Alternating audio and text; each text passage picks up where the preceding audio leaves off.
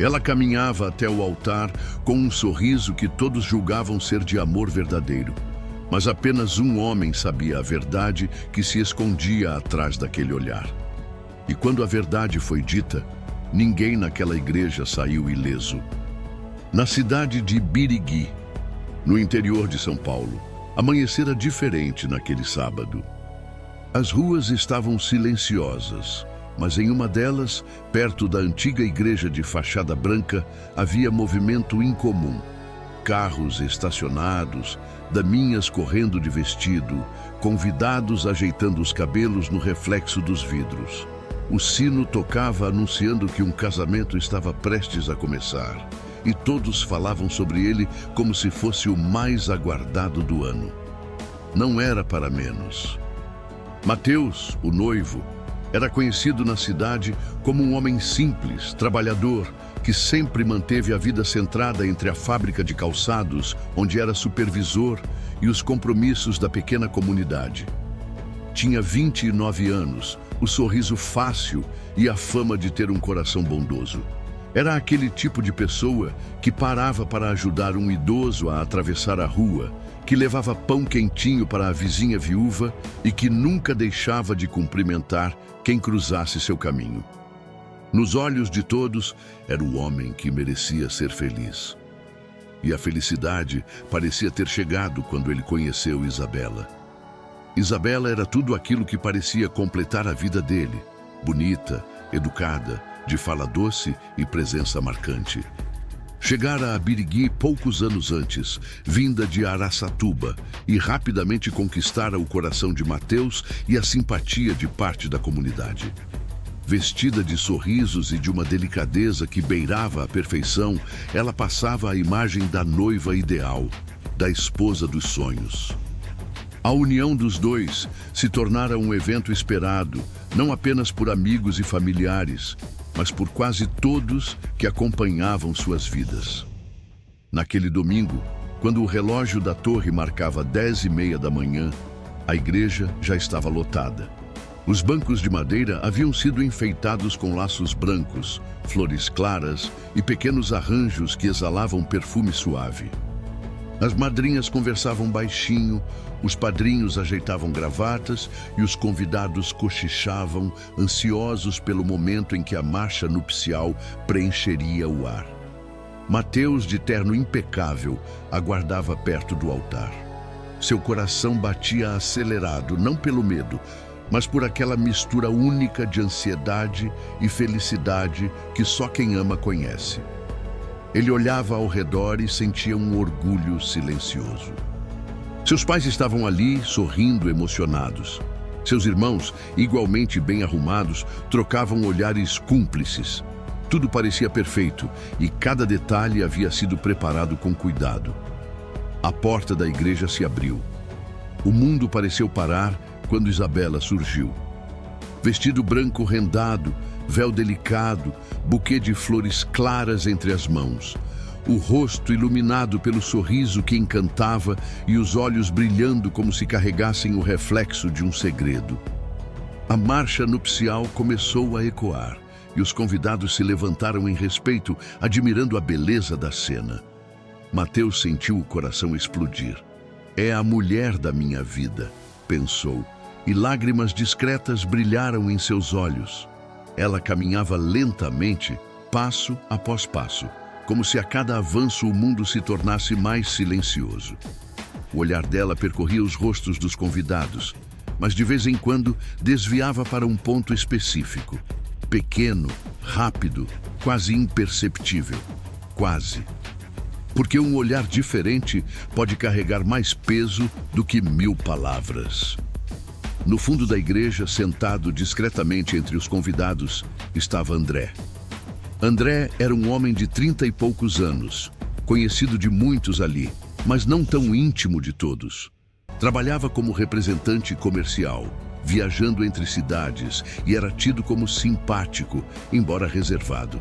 Para os olhos alheios, ele não passava de um convidado comum, mas para Isabela, ela sabia quem ele era e sabia o que ele representava. Quando seus olhos se cruzaram no meio da caminhada até o altar, um arrepio percorreu a espinha dela. E André, mesmo tentando manter o rosto firme, desviou o olhar rapidamente, temendo ser descoberto. Mateus não percebeu. Estava absorto demais em sua própria felicidade. Isabela chegou ao altar. O padre os recebeu com o sorriso sereno de quem acredita estar abençoando uma história de amor verdadeiro. Os dois se posicionaram diante da assembleia, mãos dadas, corações acelerados. O noivo respirou fundo e, ao ser convidado, começou a dizer seus votos. As palavras saíram com sinceridade, carregadas de emoção. Ele falava sobre como a conhecera, sobre o primeiro dia em que a viu sorrir, sobre a certeza que crescera em seu peito de que ela era o amor da sua vida. Prometeu fidelidade, respeito e companheirismo. Prometeu estar ao lado dela nos dias bons e ruins. E cada frase parecia uma flecha de honestidade, atingindo o coração dos presentes, que se emocionavam junto. Quando terminou, a igreja inteira aplaudiu em silêncio, com olhos marejados. Chegara a vez de Isabela. Ela respirou fundo e por um instante pareceu hesitar. O buquê tremia levemente em suas mãos, mas ela se recompôs. Aproximou-se um pouco mais de Mateus, inclinando-se para o momento esperado, e sorriu. Foi então que, num gesto quase imperceptível, desviou ligeiramente o rosto. Os convidados mais atentos perceberam. Mateus, tomado pela emoção, não. Isabela se inclinou discretamente e sussurrou palavras que não foram dirigidas ao noivo. Foram dirigidas a André, sentado algumas fileiras atrás, atento, tenso, incapaz de mover-se. Depois da cerimônia, fujamos juntos. As palavras ecoaram baixas, mas claras o suficiente para o amante ouvir. E o mundo congelou. Quem estava próximo percebeu. Alguns convidados arregalaram os olhos, incrédulos. As madrinhas, que se encontravam em linha lateral, trocaram olhares de choque. O ar ficou pesado, como se uma tempestade invisível tivesse atravessado os vitrais coloridos da igreja. Mateus, sem entender de imediato, olhou para ela, confuso. Havia escutado algo, mas não sabia se as palavras eram dirigidas a ele. Sua mente tentava dar sentido ao que ouvira, mas o coração começou a acelerar de forma diferente. Não mais por amor, mas por desconfiança. Silêncio absoluto tomou conta do lugar. Até o padre hesitou por um instante, sem compreender o que se passava. E, naquele segundo, um fio invisível de verdade começou a se desenrolar, prestes a arrebentar diante de todos. Por alguns segundos, o mundo pareceu ter esquecido de respirar. O som suave das flores balançando no arranjo, o leve estalar das velas queimando no altar e até os suspiros contidos dos convidados desapareceram. Restou apenas o eco daquelas palavras, flutuando como uma maldição entre os vitrais da igreja de Birigui. Mateus piscou, atônito, tentando processar. Seu coração, antes leve e confiante, de repente começou a bater com força dolorosa no peito. Depois da cerimônia, fujamos juntos. Ele repetia mentalmente, como se sua alma não conseguisse aceitar que os lábios de Isabela haviam pronunciado tamanha sentença. Por um instante, acreditou que fosse um equívoco. Talvez ela tivesse dito algo amoroso, suave, e ele ouvira errado. Talvez fosse o nervosismo, a emoção do momento que confundira seus sentidos. Mas então, quando ergueu os olhos para encarar Isabela, notou algo que nunca tinha percebido antes. O sorriso dela não era pleno. Havia nele uma sombra, um segredo mal disfarçado, uma fenda que deixava escapar a verdade. As madrinhas, posicionadas próximas, se entreolhavam em estado de choque. Uma delas deixou escapar um leve "meu Deus", que ecoou mais alto do que deveria. Alguns convidados inclinaram discretamente a cabeça, tentando entender, enquanto outros já sabiam que algo terrível havia acontecido. E no meio da assembleia, André permaneceu estático. Sua respiração se acelerava, suas mãos tremiam, mas ele não ousava se mover. Sentia os olhares invisíveis pesando sobre si como lâminas prestes a cortar. Mateus engoliu em seco.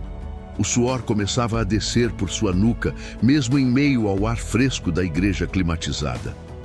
Tudo nele pedia que ignorasse, que continuasse, que se convencesse de que estava enganado. Mas sua intuição, mais forte que qualquer argumento, gritava a verdade nua e crua. As palavras não eram para ele. O padre, tentando retomar o controle da cerimônia, pigarreou e fez menção de prosseguir. Mas Mateus ergueu a mão, impedindo-o. Espere. Sua voz saiu firme, mas carregada de uma dor silenciosa. O coração da assembleia parou. Isabela o fitou, surpresa. Tentou sorrir como se nada tivesse acontecido. Amor, está tudo bem? Sussurrou, forçando doçura em sua voz. Mas Mateus não respondeu de imediato. Ele apenas olhou para ela como quem busca em um rosto amado a explicação para um crime imperdoável. Repita o que você disse, pediu baixo, mas audível o suficiente para que as primeiras fileiras ouvissem. Isabela sentiu o sangue gelar. Suas mãos apertaram o buquê com força, como se aquilo pudesse impedi-la de tremer. Eu não disse nada. Você se confundiu? Está nervoso? Mateus não era um homem tolo. O amor, até aquele instante, o havia cegado. Mas agora, diante da dúvida, sua mente começou a conectar peças que ele jamais quis enxergar. Os olhares trocados, os telefonemas encerrados abruptamente quando ele chegava, as desculpas vazias para pequenos atrasos. Os convidados, antes ansiosos por um sim, agora prendiam a respiração. E então, no fundo, um murmúrio se espalhou como fogo em palha seca. Alguns começaram a cochichar, apontando discretamente para André, que já estava pálido como cera. Foi nesse instante que Mateus compreendeu. Ele se virou devagar, os olhos percorrendo os bancos, até se fixarem em André. O silêncio da igreja se tornou insuportável, pesado, quase sólido. Foi para ele, não foi? A voz de Mateus quebrou o ar, carregada de incredulidade e dor. Isabela tentou negar, os olhos marejados, mas a hesitação em sua expressão foi o suficiente. A verdade já estava exposta. Um suspiro coletivo percorreu a assembleia, seguido por murmúrios que cresceram como ondas. Algumas pessoas levaram a mão à boca, outras balançaram a cabeça em negação. As daminhas inocentes não compreendiam, mas sentiram a tensão e se encolheram, segurando firme as mãos das mães. André abaixou o rosto, incapaz de sustentar o peso dos olhares. Mateus, ainda diante do altar, sentiu como se o chão tivesse se aberto sob seus pés. A dor era tamanha que quase o fazia perder o equilíbrio, mas um instinto de dignidade o manteve ereto. Ele não gritava, não se descontrolava. Sua voz permanecia firme, mesmo que seus olhos ardessem de lágrimas contidas. Aqui, diante de Deus, da minha família, dos nossos amigos, você ousa falar em fuga com outro homem? Sua voz ecoou, cada palavra cortando como lâmina. Isabela, em prantos, tentou tocar-lhe a mão. Mateus, eu não queria. Ele recuou, afastando-se do toque dela como se fosse fogo. Não queria? Repetiu, a voz embargada. Então por que disse? Por que trouxe todos nós até aqui? Os convidados estavam divididos entre a compaixão e a fúria. Alguns choravam em silêncio, comovidos pela dor de Mateus. Outros olhavam para Isabela com reprovação, como se não pudessem acreditar na traição cometida diante de tantos. O padre, sem saber o que fazer, tentava manter alguma ordem, mas estava claro que a cerimônia havia se transformado em algo irreversível. Mateus respirou fundo. E foi nesse instante que decidiu. Não permitiria que sua vida fosse construída sobre uma mentira. Ele se voltou para os convidados, sua voz mais forte agora, como se quisesse que cada pessoa ali jamais esquecesse daquele momento. Hoje, eu estava pronto para dizer o meu sim, mas descobri que a verdade é outra. Descobri que enquanto eu sonhava com um futuro, ela sonhava em fugir com outro. Seus olhos marejados encontraram os de seus pais, que choravam, desolados. Talvez seja Deus me mostrando que ainda há tempo. O silêncio que se seguiu foi arrebatador. Até as paredes da igreja pareciam chorar junto. Isabela caiu de joelhos, o buquê escorregando de suas mãos e rolando pelo chão. Me perdoa, Mateus. Eu não soube lidar com meus sentimentos. Eu me perdi. Soluçava, mas suas lágrimas já não encontravam eco na assembleia. André levantou-se bruscamente, sem coragem de enfrentar o noivo ou qualquer outro. Saiu apressado, com passos pesados, sob os olhares de desprezo e murmúrios indignados. E Mateus, respirando fundo, tomou a decisão mais difícil da sua vida. Ele retirou a aliança do bolso, aquela mesma que havia escolhido com tanto carinho, e a colocou sobre o altar. O gesto foi simples, mas carregava o peso de 1000 batalhas vencidas e perdidas ao mesmo tempo. Eu não vou me casar hoje. Suas palavras foram firmes, sem espaço para dúvida. As lágrimas finalmente escorreram pelo seu rosto, mas não havia nelas fraqueza. Havia apenas a dor da verdade e a força de quem escolhe não viver na mentira. Ele deu as costas para Isabela e começou a caminhar pelo corredor central. Os convidados se levantaram, alguns tentando alcançá-lo, outros apenas observando em silêncio reverente. Cada passo dele ecoava nas tábuas do chão, como o som de um coração que se parte, mas que ainda encontra forças para seguir adiante. E quando alcançou a porta da igreja, Mateus se voltou uma última vez.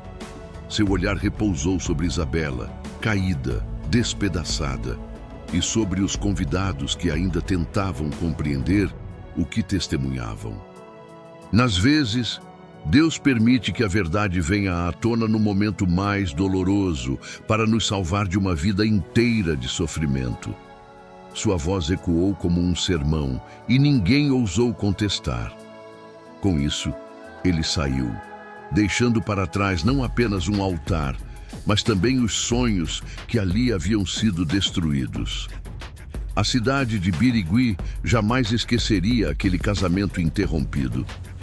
E muito menos Mateus, que embora tivesse perdido um amor, havia ganhado algo muito mais precioso, a liberdade de viver sem mentira. O sol de Birigui já estava alto quando Mateus saiu pela porta da igreja. Mas para ele, o mundo parecia mergulhado em sombra. O brilho da manhã não conseguia alcançar o peso que caía sobre seus ombros. Seu peito doía, cada passo era pesado, como se arrastasse correntes invisíveis. Lá dentro, o silêncio ainda imperava. Os convidados não sabiam como reagir. Alguns se levantaram, apressados, outros permaneceram imóveis, como se temessem mover-se diante de tamanha tragédia. Isabela continuava ajoelhada, o rosto molhado de lágrimas, o vestido branco já manchado pelas marcas de maquiagem que escorriam. O buquê abandonado no chão parecia um símbolo daquilo que se desfez para sempre. Um sonho quebrado, uma promessa desfeita, uma vida construída sobre areia. O padre tentava reunir forças para dizer alguma palavra de consolo, mas estava tão chocado quanto os demais. Afinal, nunca havia testemunhado tamanho rompimento em pleno altar. Do lado de fora, Mateus respirava fundo. O vento leve tocava seu rosto, mas não era o bastante para dissipar a dor que lhe cortava o peito. Ele não olhou para trás. Sabia que, se o fizesse, talvez fraquejasse, e não podia. Aos poucos, as pessoas começaram a sair da igreja. Algumas vinham até ele em silêncio, apenas para segurar-lhe a mão ou abraçá-lo. Não havia o que dizer. As palavras eram inúteis diante do que todos haviam testemunhado. Entre os convidados, havia quem não acreditasse. Outros já suspeitavam, lembrando-se de pequenos detalhes. Os olhares, as ausências, as desculpas mal contadas. Mas, ainda assim, ninguém esperava que a verdade viesse à tona de forma tão brutal. Enquanto isso, André caminhava pelas ruas de Birigui como um homem derrotado. Tentava evitar olhares, desviava de quem o reconhecia, mas não havia fuga possível. A cidade era pequena e a notícia se espalhava como fogo em capim seco. Em poucas horas, todos saberiam. O amante que arruinou um casamento no altar não teria mais descanso. Isabela, por sua vez, permaneceu por muito tempo dentro da igreja. Amparada por duas madrinhas, soluçava sem parar. A cada lágrima parecia compreender mais profundamente o tamanho do erro cometido. A vergonha pesava mais que qualquer castigo. Afinal, não havia punição maior do que ser exposta diante de todos no momento que deveria ser o mais feliz de sua vida. Nos dias que se seguiram, Birigui viveu em torno daquele acontecimento. Nas padarias, nos mercados, nas rodas de conversa, não se falava de outra coisa. O casamento interrompido tornou-se quase uma lenda urbana. "Você soube o que aconteceu com Mateus?" perguntavam. "No altar, bem na hora dos votos", respondiam outros, balançando a cabeça em espanto. O nome de Isabela, antes admirado por muitos, tornou-se sinônimo de traição. Alguns lhe dedicavam desprezo, outros se limitavam a um silêncio pesado sempre que ela passava. As portas que antes se abriam com sorrisos, agora se fechavam discretamente. André, por sua vez, desapareceu. Alguns diziam que havia voltado para Araçatuba. Outros comentavam que deixara o estado, incapaz de sustentar a vergonha. Poucos se importavam com seu paradeiro. Para a maioria, ele já era apenas a sombra de um escândalo. E Mateus? Ele se recolheu. Nos primeiros dias evitou sair de casa. Sua mãe lhe preparava o café da manhã, mas quase nada descia pela garganta. Seu pai tentava animá-lo com palavras firmes, mas sabia que a ferida era funda demais para ser curada com conselhos. Às vezes, Mateus passava horas sentado à varanda, olhando para a rua, sem realmente enxergar nada. As lembranças do altar lhe vinham como relâmpagos. O vestido branco, o sorriso falso, o sussurro que mudara sua vida para sempre. Mas, mesmo na dor, havia dentro dele uma chama que não se apagava. Uma voz que dizia: "Você foi salvo." Sim, porque se a verdade não tivesse sido revelada ali, naquele instante, talvez ele tivesse seguido em frente, acreditando numa mentira. Teria construído uma vida inteira com alguém que nunca foi verdadeiro ao seu lado. Esse pensamento lhe dava forças. Com o passar das semanas, Mateus começou a se erguer. Voltou ao trabalho na fábrica de calçados, retomou sua rotina aos poucos. Os colegas o recebiam com olhares solidários e muitos lhe diziam que admiravam sua coragem. Ele respondia com um aceno discreto, sem alarde. À noite, continuava a refletir.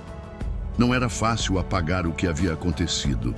A dor vinha em ondas, principalmente nas madrugadas silenciosas. Mas em meio às lágrimas, Mateus encontrava sempre a mesma certeza. Deus o havia livrado de um destino de sofrimento. Isabela, por outro lado, mergulhava em arrependimento. Tentava recomeçar, mas cada esquina, cada rua de Birigui lhe lembrava do que havia feito. O olhar das pessoas pesava, o desprezo era cruel. Certa vez, tentou escrever uma carta a Mateus. Pedia perdão, dizia que se arrependera, que havia se deixado levar por ilusões passageiras, mas nunca teve coragem de entregar. Talvez porque soubesse que nada do que dissesse poderia apagar a cena do altar. Ela perdeu amigos, perdeu respeito e, mais do que tudo, perdeu o homem que realmente a amava. Os meses se passaram. O escândalo ainda era lembrado, mas com menos intensidade. Novos assuntos surgiam, novas histórias ocupavam as conversas. Mas, para Mateus, a ferida ainda cicatrizava. Até que, numa tarde de domingo, enquanto caminhava pela praça central, encontrou uma senhora idosa que o conhecia desde criança. Ela o olhou nos olhos, segurou-lhe a mão e disse: "Meu filho, não chore mais pelo que perdeu. A vida, às vezes, arranca algo de nós para que possamos receber algo muito maior. Confie." As palavras daquela senhora ficaram gravadas em seu coração. Pela primeira vez, Mateus sorriu de verdade, ainda que timidamente. No íntimo, ele sabia. Não havia perdido. Havia sido poupado. Poupado de viver uma vida baseada em mentiras. Poupado de entregar seu coração a alguém que nunca o mereceu. E enquanto o sino da igreja de Birigui tocava naquela tarde, Mateus olhou para o céu e murmurou: "Obrigado, Deus. Eu ainda acredito no amor. Só que agora quero aprender a esperar." E naquela prece silenciosa, sua alma encontrou paz. Os dias em Birigui voltaram a correr em ritmo normal, mas para Mateus, cada manhã era um exercício de reconstrução. A ferida ainda existia, mas já não sangrava como antes. A cada nascer do sol, ele sentia que ganhava um pouco mais de força, como se a vida, aos poucos, devolvesse a ele aquilo que havia sido tirado no altar. Não era simples. Havia momentos em que a lembrança surgia como uma tempestade repentina. O vestido branco, o sussurro proibido, os olhares perplexos. Mas nesses momentos, Mateus fechava os olhos e fazia uma oração curta, quase um sussurro: "Senhor, obrigado por me mostrar a verdade." E o coração dele se acalmava. A cidade, com o tempo, passou a enxergar em Mateus não apenas um homem que sofreu, mas um exemplo de dignidade. Ele não havia explodido em fúria, não havia humilhado ninguém, não havia se perdido no desespero. Simplesmente tomou sua dor e transformou-a em decisão firme. Nas conversas, as pessoas diziam: "Ele teve coragem. Foi a mão de Deus." Poucos homens fariam o que ele fez sem perder a cabeça. E Mateus, sem buscar glória alguma, apenas seguia sua vida. Isabela, por outro lado, tornara-se uma sombra daquilo que fora. O arrependimento era um peso diário. Andava pelas ruas com passos rápidos, evitando olhares.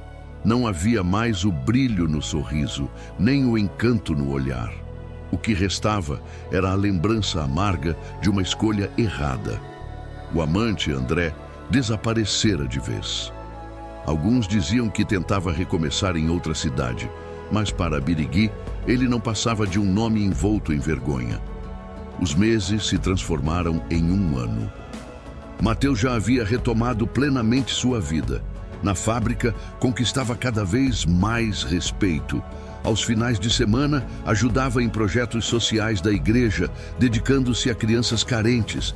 Descobrira que o melhor remédio para a dor era usar seu coração para curar a dor dos outros. E nesse processo, algo mudou dentro dele.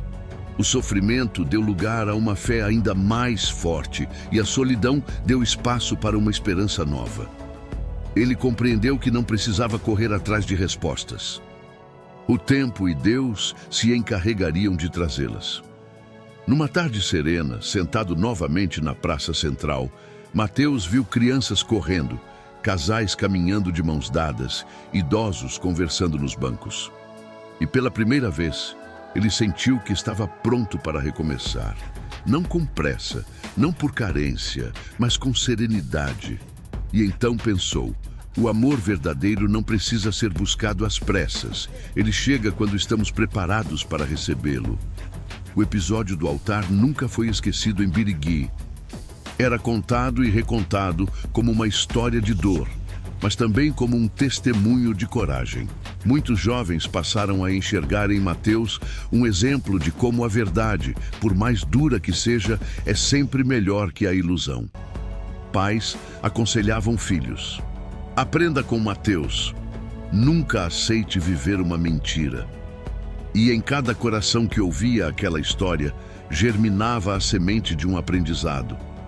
Quanto a Mateus, ele decidiu não guardar rancor. Entendeu que perdoar não significa esquecer, mas escolher não carregar a amargura.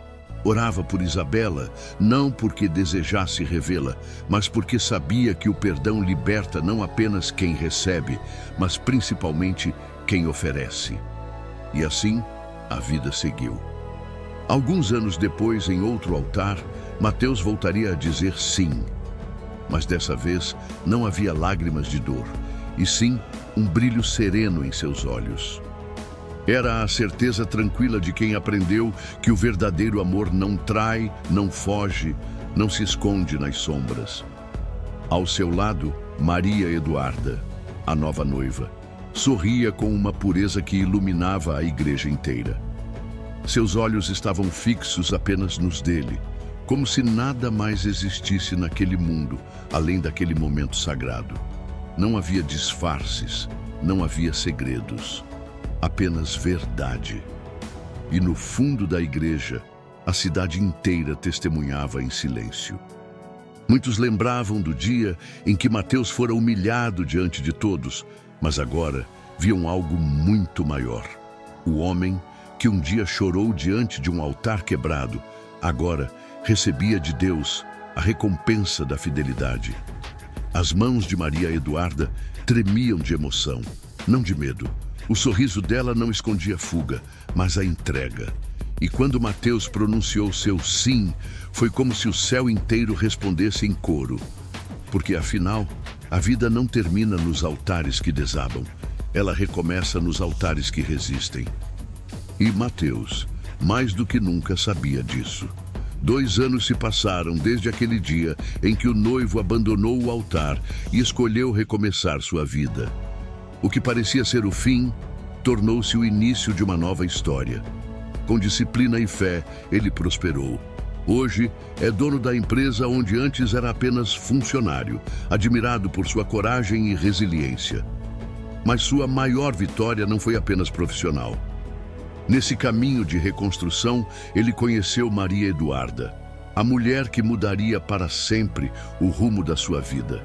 Diferente de tudo o que já viveu, Maria Eduarda trouxe paz, respeito e amor verdadeiro. Ela não olhou para as feridas do passado, mas para o homem íntegro que ele havia se tornado. Agora, casados, eles celebram juntos a chegada do primeiro filho, um símbolo de recomeço, esperança e da certeza de que a vida pode transformar lágrimas em bênçãos. Ele, antes marcado pela dor, hoje segura nos braços o futuro que tanto sonhou. E Maria Eduarda, ao seu lado, mostra que quando o amor é verdadeiro, não há traição do passado que consiga apagar o brilho de um novo começo. Porque no fim, a vida sempre recompensa quem não desiste da verdade e da própria dignidade. Às vezes, é preciso atravessar a dor para encontrar o amor que Deus já tinha preparado para você.